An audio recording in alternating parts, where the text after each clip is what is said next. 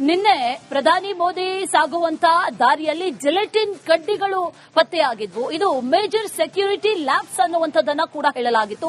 ಇದೇ ವಿಚಾರಕ್ಕೆ ಸಂಬಂಧಪಟ್ಟಂತೆ ಈಗ ಎನ್ಐಎ ಹಾಗೂ ಸಿಸಿಬಿ ತಂಡಗಳು ಎಂಟ್ರಿ ಕೊಟ್ಟಿದೆ. ಈ ಪ್ರಕರಣಕ್ಕೆ ತನಿಖೆಯನ್ನ ಕೂಡ ನಡೆಸೋದಕ್ಕೆ ಆರಂಭಿಸಲಾಗಿದೆ. ಘಟನಾ ಸ್ಥಳದಲ್ಲಿ ಎನ್ಐಎ ತನಿಖಾ ತಂಡದಿಂದ ವಿಚಾರಣೆ ಕೂಡ ನಡೆಯಿತು. ಅಡಿಷನಲ್ ಎಸ್ಪಿ ಘಟನಾ ಸ್ಥಳದಲ್ಲಿ ಪರಿಶೀಲನೆಯನ್ನ ಕೂಡ ನಡೆಸಿದ್ದಾರೆ. ಜಿಲೆಟಿನ್ ಕಡ್ಡಿಗಳು ಪತ್ತೆಯಾದಂತಹ ಸ್ಥಳದಲ್ಲಿ ಪರಿಶೀಲನೆಯನ್ನ ಮಾಡಲಾಗಿದೆ.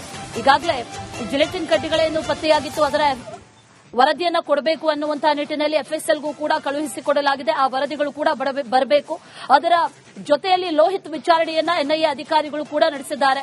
ಮತ್ತೊಂದು ಕಡೆಯಲ್ಲಿ ಈ ಜಿಲೆಟಿನ್ ಕಡ್ಡಿ ಪತ್ತೆಯಾದ ಜಾಗದಲ್ಲಿ ಅಡಿಷನಲ್ ಎಸ್ಪಿ ರಾಮಚಂದ್ರಪ್ಪ ಪರಿಶೀಲನೆಯನ್ನ ನಡೆಸಿದ್ದಾರೆ. ಸುತ್ತಮುತ್ತ ಏನಾದರೂ ಇದೆಯಾ ಅಥವಾ ಕೇವಲ ಒಂದು ಬ್ಯಾಗ್ ಮಾತ್ರ ಈ ರೀತಿ ಇಡಲಾಗಿತ್ತಾ, ಅಕ್ಕಪಕ್ಕದಲ್ಲಿರುವಂತಹ ಜಾಗ ಆಗಿರಬಹುದು, ಎಲ್ಲವನ್ನೂ ಕೂಡ ಸ್ಥಳ ಪರಿಶೀಲನೆಯನ್ನ ಕೂಡ ನಡೆಸಿದ್ದಾರೆ. ಏಕಾಏಕಿಯಾಗಿ ಈ ರಸ್ತೆಯಲ್ಲಿ ಬಂದಿದ್ದು ಹೇಗೆ ಅನ್ನುವಂತಹ ಪ್ರಶ್ನೆ ಸದ್ಯಕ್ಕಿರೋದು. ಅದರ ಜೊತೆಯಲ್ಲಿ ಪ್ರಧಾನಿ ಸಾಗುವಂತಹ ಮಾರ್ಗ ಅಂತಂದ್ರೆ ಸುಮಾರು 7 ಸುತ್ತಿನ ಭದ್ರತೆ ಇರುತ್ತೆ. ಅದೆಲ್ಲವನ್ನೂ ದಾಟಿ ಒಂದು ಬ್ಯಾಗ್ ಜಿಲೆಟಿನ್ ಕಡ್ಡಿ ಬಂದಿದೆ ಅಂತಂದ್ರೆ ಇದು ಮೇಜರ್ ಸೆಕ್ಯೂರಿಟಿ ಲ್ಯಾಬ್ಸ್ ಅಲ್ಲದೆ ಇನ್ನೇನು ಅಂತ ಹೇಳಲಾಗ್ತಾ ಇದೆ. ಹಾಗಾಗಿ ಎನ್ಐಎ ಎಂಟ್ರಿ ಆಗಿದ್ದಾಗಿದೆ. ಇನ್ನೇನು ಕೆಲವೇ ಕ್ಷಣಗಳಲ್ಲಿ ಅಂದ್ರೆ ಕರೆ ಮಾಡಿದ ಕೆಲವೇ ಕ್ಷಣಗಳಲ್ಲಿ ಲೋಹಿತ್ ವಶಕ್ಕೆ ಪಡೆಯಲಾಯಿತು. ಜೊತೆಗೆ ತನಿಖೆ ಮುಗಿಯುವವರೆಗೂ ಕೂಡ ಲೋಹಿತ್ ಪೊಲೀಸರ ವಶದಲ್ಲಿರ್ತಾರೆ. ಆತನನ್ನ ವಿಚಾರಣೆ ನಡೆಸಲಾಗ್ತಾ ಇದೆ ಒಂದು ಕಡೆ. ಮತ್ತೊಂದು ಕಡೆಯಲ್ಲಿ ರಸ್ತೆಯುದ್ದಕ್ಕೂ ಕೂಡ ಇದ್ದಂತಹ ಸಿಸಿಟಿವಿ ಫುಟೇಜಸ್ಗಳನ್ನ ಈಗ ಪರಿಶೀಲನೆ ಮಾಡ್ತಾ ಇದ್ದಾರೆ. ಜಿಲೆಟಿನ್ ಎಲ್ಲಿ ಪತ್ತೆಯಾಯಿತು ಆ ಜಾಗ, ಅದರ ಸುತ್ತಮುತ್ತಲಿನ ಜಾಗ ಎಲ್ಲಾ ಕಡೆಗಳಲ್ಲೂ ಕೂಡ ಪರಿಶೀಲನೆಯನ್ನ ನಡೆಸಲಾಗ್ತಾ ಇದೆ. ಆದರೆ ದುರದೃಷ್ಟವಶಾತ್ ಈ ಜಿಲೆಟಿನ್ ಕಡ್ಡಿಗಳು ಎಲ್ಲಿ ಪತ್ತೆಯಾಗಿದೆಯೋ ಅಲ್ಲಿ ಯಾವುದೇ ರೀತಿಯ ಸಿಸಿಟಿವಿ ಫುಟೇಜಸ್ ಇಲ್ಲ, ಅಂದ್ರೆ ಸಿಸಿಟಿವಿನೇ ಇಲ್ಲ. ಹಾಗಾಗಿ ಆ ರಸ್ತೆಯಿಂದ ಸಂಪರ್ಕ ಸಿಗುವಂತಹ ಬೇರೆ ರಸ್ತೆಗಳಾಗಿರಬಹುದು ಅಥವಾ ಸಂಪರ್ಕ ಮಾಡಿರುವಂತಹ ಬೇರೆ ರಸ್ತೆಗಳಾಗಿರಬಹುದು, ಕನೆಕ್ಟಿವಿಟಿ ರೋಡ್ಗಳು ಎಲ್ಲೆಲ್ಲಿದೆ ಆ ರಸ್ತೆಗಳಲ್ಲಿರುವಂತಹ ಸಿಸಿಟಿವಿಗಳಾಗಿರಬಹುದು, ಅದೆಲ್ಲವನ್ನೂ ಕೂಡ ಈಗ ಪರಿಶೀಲನೆಗೆ ಒಳಪಡಿಸಲಾಗ್ತಾ ಇದೆ. ಒಂದು ಕಡೆಯಲ್ಲಿ ಲೋಹಿತ್ ವಿಚಾರಣೆ ಕೂಡ ನಡೀತಾ ಇದೆ.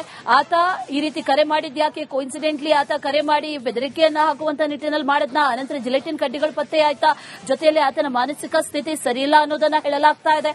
ಅದರಲ್ಲಿ ಎಷ್ಟು ಹುರುಳಿದೆ, ಮನೆಯವರು ಮಾಡ್ತಾ ಇರುವಂತಹ ಈ ಆರೋಪ ಅದೆಷ್ಟು ಸರಿಯಾಗಿದೆ ಅನ್ನುವಂತ ಪ್ರಶ್ನೆ, ಇದೆಲ್ಲವನ್ನೂ ಕೂಡ ಒಂದು ಕಡೆಯಲ್ಲಿ ಮಾಡಲಾಗ್ತಾ ಇದೆ. ಅದರ ಜೊತೆಯಲ್ಲಿ 6 ತಂಡಗಳನ್ನ ಪೊಲೀಸರು ಕೂಡ ಈಗಾಗಲೇ ಮಾಡಿಕೊಂಡಿದ್ದಾರೆ. ಆ 6 ತಂಡಗಳು ಕೂಡ ಬೇರೆ ಬೇರೆ ಆಯಾಮದಲ್ಲೂ ಕೂಡ ತನಿಖೆಯನ್ನ ನಡೆಸ್ತಾ ಇದೆ. ಮತ್ತೊಂದು ಕಡೆಯಲ್ಲಿ ಸಿಸಿಬಿ ಹಾಗೂ ಎನ್ಐಎ ಅಧಿಕಾರಿಗಳು ಕೂಡ ಈಗ ಎಂಟ್ರಿ ಆಗಿರೋದ್ರಿಂದ, ಭದ್ರತಾ ವಿಚಾರಕ್ಕೆ ಸಂಬಂಧಪಟ್ಟಂತೆ ಪ್ರಶ್ನೆ ಆಗಿರೋದ್ರಿಂದ ಎಲ್ಲಾ ರೀತಿಯಲ್ಲೂ ಕೂಡ ಈಗ ತನಿಖೆಯನ್ನ ನಡೆಸಲಾಗ್ತಾ ಇದೆ.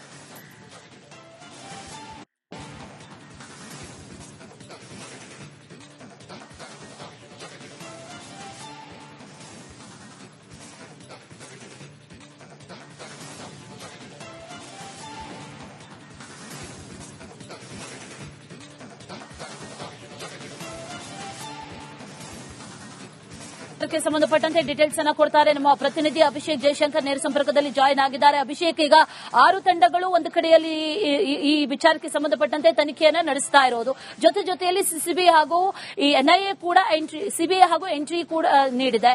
ಈಗ ಈ ತನಿಖೆ ಯಾವ ಹಾದಿಯಲ್ಲಿ ಸಾಗ್ತಾ ಇದೆ, ಜೊತೆಯಲ್ಲಿ ತನಿಖೆಯನ್ನ ನಡೆಸ್ತಾ ಇರುವಂತಹ ಸಂದರ್ಭದಲ್ಲಿ ಏನಾದರೂ ಮಹತ್ವದ ವಿಚಾರಗಳೇನಾದರೂ ಗೊತ್ತಾಗಿದೆಯಾ? ಈ ಡೀಟೇಲ್ಸ್ ಏನಿದೆ?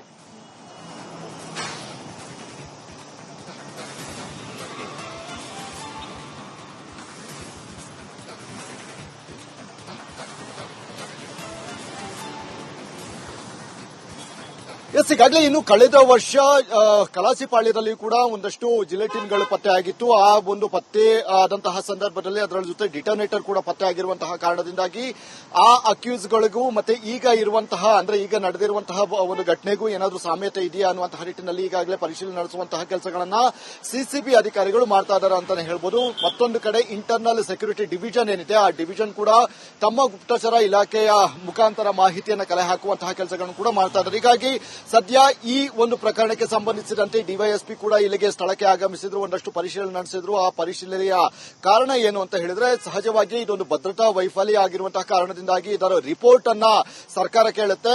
ಹೀಗಾಗಿ ಆ ರಿಪೋರ್ಟ್ಗಳನ್ನು ಕೂಡ ಸರ್ಕಾರಕ್ಕೆ ಒಂದು ಸಲ್ಲಿಕೆಯನ್ನ ಮಾಡಬೇಕಾಗುತ್ತೆ. ಒಂದು ಕಡೆ ಎನ್ಕ್ವೈರಿಯನ್ನು ಅಂದ್ರೆ ಜಿಲೆಟಿನ್ ಸಿಕ್ಕಿದಂತಹ ಒಂದು ಕಾರಣದಿಂದಾಗಿ ಎನ್ಕ್ವೈರಿಯನ್ನು ಮಾಡುವಂತದ್ದು, ಮತ್ತೊಂದು ಕಡೆ ಈ ಒಂದು ರಿಪೋರ್ಟ್ ಅನ್ನು ಕೊಡಬೇಕಾದಂತಹ ಒಂದು ಕೆಲಸಗಳು ಕೂಡ ಇದೆ.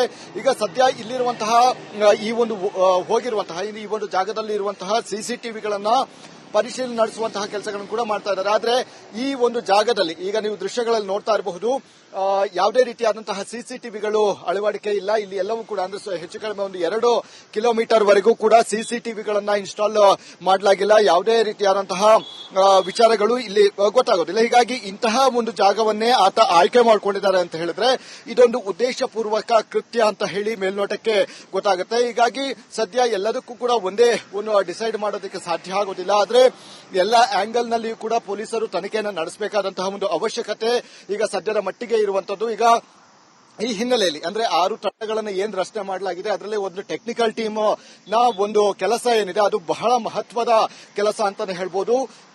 6 ಗಂಟೆಯಿಂದ 10 ಗಂಟೆಯವರೆಗೂ ಈ ಭಾಗದಲ್ಲಿ ಬ್ಲಿಂಕ್ ಆಗಿರುವಂತಹ ಸಿಡಿಆರ್ ರಿಪೋರ್ಟ್ಗಳಂದ್ರೆ ಮೊಬೈಲ್ ನಂಬರ್ಸ್ ಗಳನ್ನ ತೆಗೆದುಕೊಳ್ಬೇಕಾಗುತ್ತೆ. ತೆಗೆದುಕೊಂಡು ನಂತರ ಅವರನ್ನ ಪತ್ತೆ ಹಚ್ಚುವಂತದ್ದು ಅಂದ್ರೆ ಯಾರು ಅನುಮಾನಾಸ್ಪದವಾಗಿ ಹೆಚ್ಚು ಸಮಯದಲ್ಲಿ ಈ ಒಂದು ಜಾಗದಲ್ಲಿ ಇದ್ರು ಅಂದ್ರೆ ಈ ಒಂದು ಜಾಗದಲ್ಲಿಯೇ ಅದು ಏನಾದ್ರೂ ಬ್ಲಿಂಕ್ ಆದಂತಹ ಸಂದರ್ಭದಲ್ಲಿ ಸಹಜವಾಗಿ ಅವರ ಮೇಲೆ ಅನುಮಾನ ಶುರುವಾಗುತ್ತೆ. ಈ ಹಿನ್ನೆಲೆಯಲ್ಲಿ ಟೆಕ್ನಿಕಲ್ ಟೀಮ್ ಏನಿದೆ ಆ ಟೆಕ್ನಿಕಲ್ ಟೀಮ್ ಕೂಡ ಈಗ ಈ ಒಂದು ಮಾನಿಟರಿಂಗ್ ಮಾಡುವಂತಹ ಮುಖಾಂತರ ಅವರನ್ನು ಪತ್ತೆ ಹಚ್ಚುವಂತಹ ಕೆಲಸಗಳನ್ನು ಕೂಡ ಮಾಡಿದ್ದಾರೆ. ಅದೇ ರೀತಿಯಾಗಿ ಈ ಒಂದು 1 ಕಿಲೋಮೀಟರ್ಗೆ ಹೊರತುಪಡಿಸಿ ಅದರ ಹಿಂದೆ ಇರುವಂತಹ ಸಿಸಿಟಿವಿಗಳನ್ನ ಕಲೆ ಹಾಕುವಂಥದ್ದು ಅಂದ್ರೆ 6 ಗಂಟೆಯಿಂದ 10 ಗಂಟೆಯವರೆಗೆ ಎಷ್ಟೆಷ್ಟು ವಾಹನಗಳು ಇಲ್ಲಿ ಪಾಸ್ ಆಗಿದೆ ಅದೆಲ್ಲದರ ಮಾಹಿತಿ ಮತ್ತೆ ಅದರ ನೋಂದಣಿಗಳನ್ನ ತೆಗೆದುಕೊಂಡು ಆರ್ಟಿಒ ಮುಖಾಂತರ ಪತ್ತೆ ಹಚ್ಚುವಂತಹ ಕೆಲಸಗಳನ್ನು ಕೂಡ ಈಗಾಗಲೇ ಮಾಡ್ತಾ ಇರುವಂತದ್ದು. ಅಂದ್ರೆ ಇಲ್ಲಿ ಸಹಜವಾಗಿಯೇ ಒಂದು ಭಾಗದಿಂದ ಇನ್ನೊಂದು ಭಾಗಕ್ಕೆ ಹೋಗಬೇಕಾದ್ರೆ ಇಂತಿಷ್ಟು ಅಂತ ಹೇಳಿ ಒಂದು ಟೈಮ್ ಲಿಮಿಟ್ಸ್ ಇರುತ್ತೆ.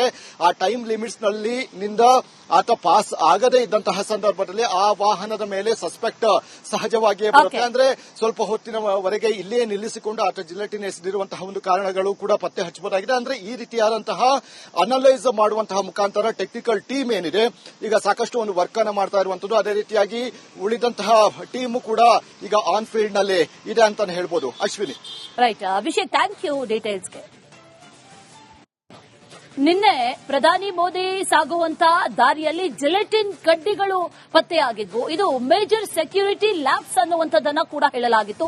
ಇದೇ ವಿಚಾರಕ್ಕೆ ಸಂಬಂಧಪಟ್ಟಂತೆ ಈಗ ಎನ್ಐಎ ಹಾಗೂ ಸಿಸಿಬಿ ತಂಡಗಳು ಎಂಟ್ರಿ ಕೊಟ್ಟಿದೆ. ಈ ಪ್ರಕರಣಕ್ಕೆ ತನಿಖೆಯನ್ನ ಕೂಡ ನಡೆಸೋದಕ್ಕೆ ಆರಂಭಿಸಲಾಗಿದೆ. ಘಟನಾ ಸ್ಥಳದಲ್ಲಿ ಎನ್ಐಎ ತನಿಖಾ ತಂಡದಿಂದ ವಿಚಾರಣೆ ಕೂಡ ನಡೆಯಿತು. ಅಡಿಷನಲ್ ಎಸ್ಪಿ ಘಟನಾ ಸ್ಥಳದಲ್ಲಿ ಪರಿಶೀಲನೆಯನ್ನ ಕೂಡ ನಡೆಸಿದ್ದಾರೆ. ಜಿಲೆಟಿನ್ ಕಡ್ಡಿಗಳು ಪತ್ತೆಯಾದಂತಹ ಸ್ಥಳದಲ್ಲಿ ಪರಿಶೀಲನೆಯನ್ನ ಮಾಡಲಾಗಿದೆ. ಈಗಾಗಲೇ ಜಿಲೆಟಿನ್ ಕಡ್ಡಿಗಳೇನು ಪತ್ತೆಯಾಗಿತ್ತು ಅದರ ವರದಿಯನ್ನ ಕೊಡಬೇಕು ಅನ್ನುವಂತಹ ನಿಟ್ಟಿನಲ್ಲಿ ಎಫ್ಎಸ್ಎಲ್ಗೂ ಕೂಡ ಕಳುಹಿಸಿಕೊಡಲಾಗಿದೆ. ಆ ವರದಿಗಳು ಕೂಡ ಬರಬೇಕು. ಅದರ ಜೊತೆಯಲ್ಲಿ ಲೋಹಿತ್ ವಿಚಾರಣೆಯನ್ನ ಎನ್ಐಎ ಅಧಿಕಾರಿಗಳು ಕೂಡ ನಡೆಸಿದ್ದಾರೆ.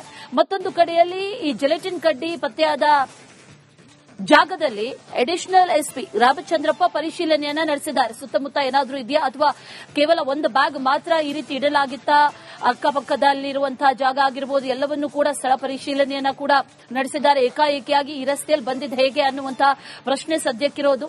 ಅದರ ಜೊತೆಯಲ್ಲಿ ಪ್ರಧಾನಿ ಸಾಗುವಂತಹ